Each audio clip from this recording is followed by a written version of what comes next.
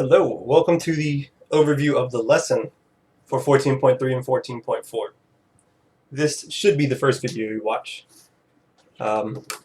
Should have probably mentioned that in the other video.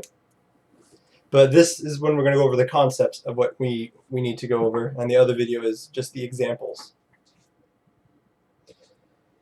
So in the last section, you learned that Avogadro noted the importance of being able to calculate the number of moles of a gas present under a given set of conditions. The laws of Avogadro, Boyle, Charles, and Gay-Lussac can be combined into a single mathematical statement. If you can kind of see the theme going here, we keep discovering things about gases, smushing them together to get even bigger and bigger rules that can be used for a variety of different reasons. All right. The thing we're going to learn today is the ideal gas law, and this works best under certain conditions.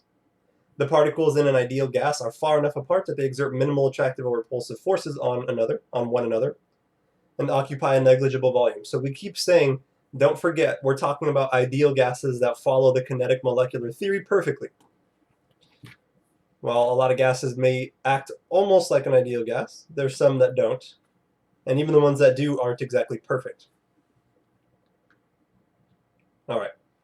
So if we look at this equation of the combined gas law from the last section, PV over T equals PV over T, you could conceptually understand that what happens if I get a third pressure and a third volume? Well, you'll get a third temperature, right? But it would still equal the same thing. It would just be over here as equals P3V3 over T3. And then we could do it again, change it to a fourth, and then it'd be P4V, well, that's hard to say, P4V4 over T4. We can keep doing that forever and ever and ever until we realize, since every time we do this equals the same thing, if we just did one side of this and got a number, that number would always be the same, right? If I divided P1 V1 over T1, I would get a single number. If I divided P2 V2 by T2, I would get the same exact number because they are equal to each other. So that means that PV over T equals some constant number. So for any given problem, PV over T equals a constant number. Now, we can't do anything past that, but a bunch of scientists did. They found out that K is equal to NR.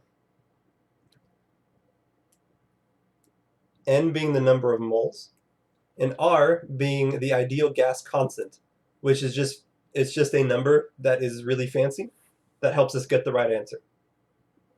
All right? So the combined gas law can be repeated infinitely. Every time we do it, we always get the same answer. And that same answer is just this one number. Let me rephrase it. Anytime we do it for a particular problem, we always get the same number. We can change that number into terms of N and R.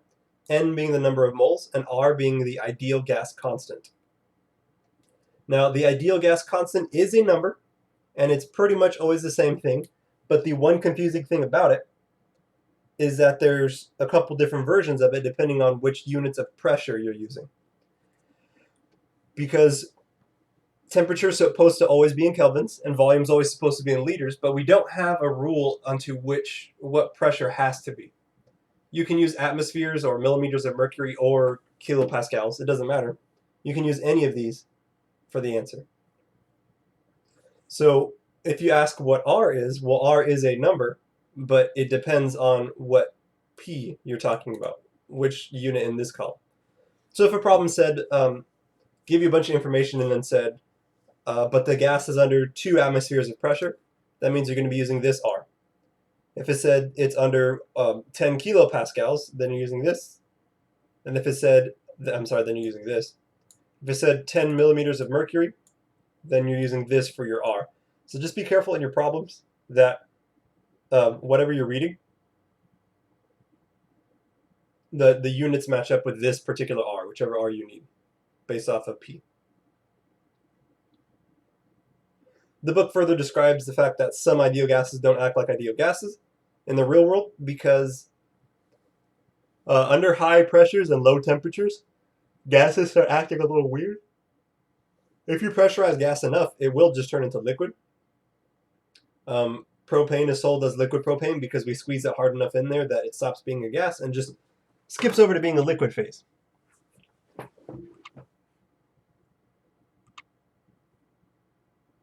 And if we put nitrogen to a low enough temperature, that's how we get liquid nitrogen. And when both of these gases are almost to that point, it really stops behaving like an ideal gas. It starts kind of doing its own thing. Not its own thing, but following rules that are way too complicated for us to go over. We're just interested in the general stuff in this class.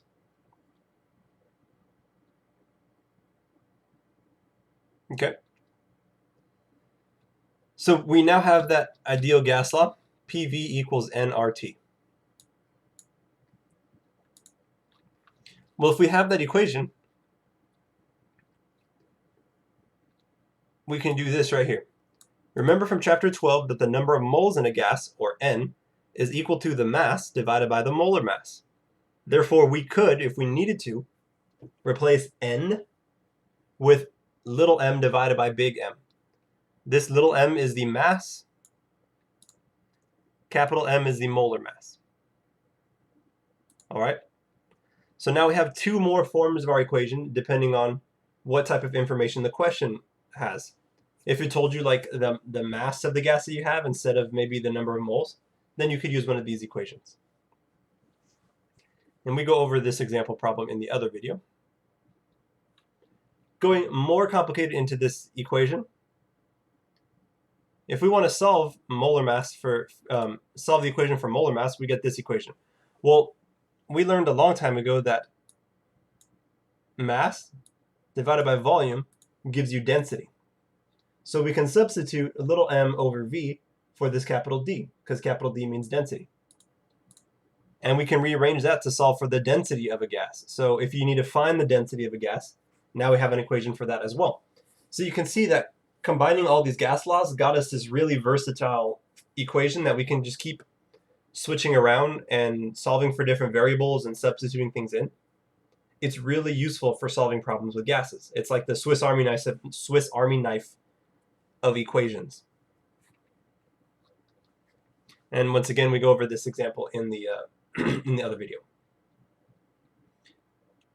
So that leads us all up to 14.4. This is the final boss of chemistry. And it's actually a little easier than I remember.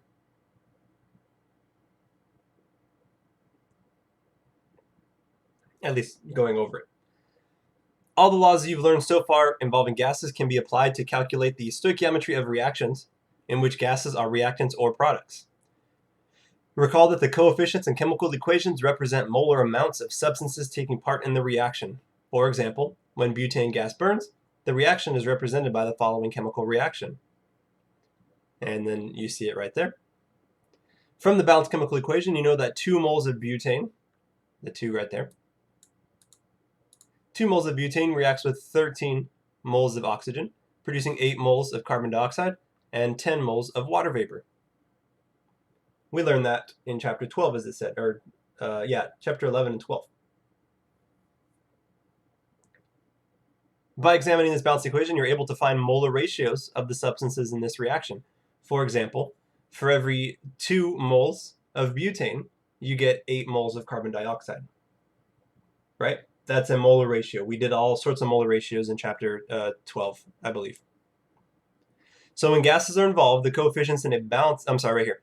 Avogadro's principle states that equal volumes of gases at the same temperature and pressure contain equal numbers of particles, right? Equal volumes of gases at the same temperature and pressure contain equal number of particles.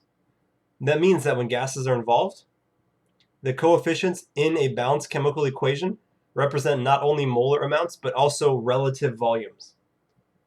Relative volumes meaning relative within the problem. So for example, if we said this 2 stands for 2 liters, if we have 2 liters of butane, we can combine it with 13 liters of oxygen to make 8 liters of CO2 and 10 liters of H2O, assuming everything's at the same pressure and temperature. Okay? So you can see how this might be useful when we start doing the problems in a second, to where we say, if I have 2 moles of butane, how many moles of carbon dioxide will I produce when I burn it? Or let's get even fancier. What happens if I have 3 moles of butane? How many moles of carbon dioxide will I make?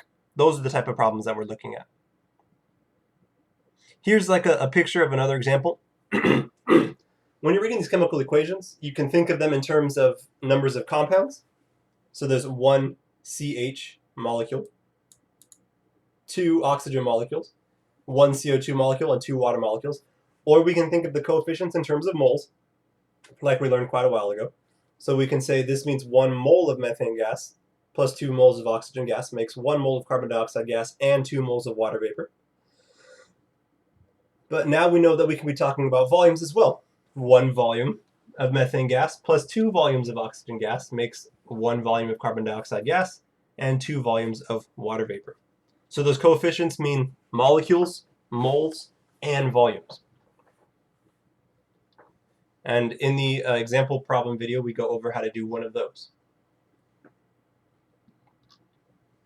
Lastly, there can be an extra step in some of these problems. We see it says calculations involving volume and mass. This is where we combine pretty much everything you've learned. In this example problem, we start off with liters of nitrogen gas, and we have to end up in grams of ammonia. So what we have to do is use these volumetric ratios from this to convert from one of our reactant volumes to our product volume. Once we do that, we have the product volume. We can change product volume into number of moles using that ideal gas law that we learned earlier in this video. And once we do that, we can convert the number of moles into the molar mass using stuff we learned in chapter 11 and 12. Okay? So there's not much to explain here. It's a lot easier to understand once we look at the problems in the other video. So once you're done with this, I encourage you to go watch the other one, because that'll go through each one of these examples step by step. And that's it for 14.3 and 14.4.